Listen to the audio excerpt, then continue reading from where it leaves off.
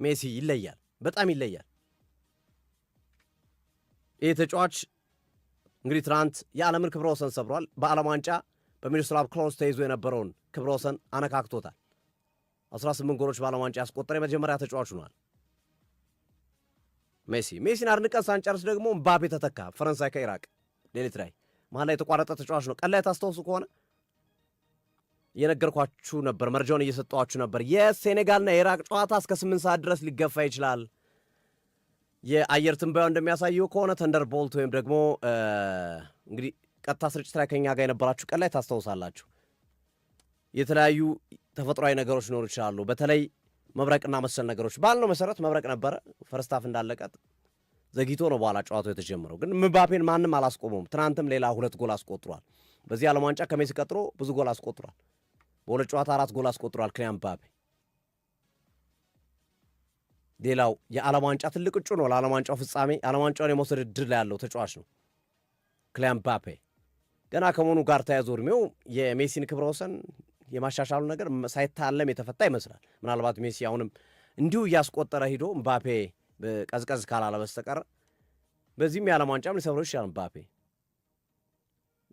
ባይሆን እንኳን በሚቀጥሉት 2 የዓለም ዋንጫዎች ይህንን ቁጥር የማሻሻል ዕድሉ በጣም ሰፊ ይመስላል። ኤርሊንግ ብራውት ሃላንድ ሌላኛው ተጫዋች ነው ትናንት ዓለምን ያስደነቀ። ተመሳሳይ 4 ጎሎችን አስቆጥሯል እንደ ምባፔ። ትናንት የኖርዌይ ተጫዋቾች ድል ካረጉ በኋላ ሴኔጋልን የኖርዌይ የደስታ አገላለጽ አላቸው። ወደፊት ወደኋላ እያደረጉና ቪኪንግ ይሉታል። እና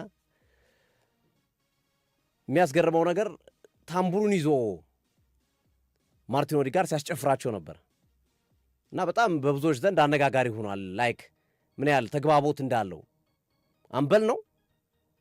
ደጋፊዎቹንም ተጫዋቾቹንም ታምቡሩን ይዞ እየመታ ያንን ለየት ያለ ነው። ላይክ ሜክሲኮያን ዌቭ እንደምንለው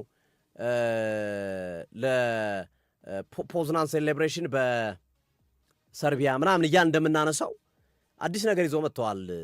ቪኪንግ ወደፊት ወደኋላ እያደረጉ ማለት ነው ኖርዌዮች።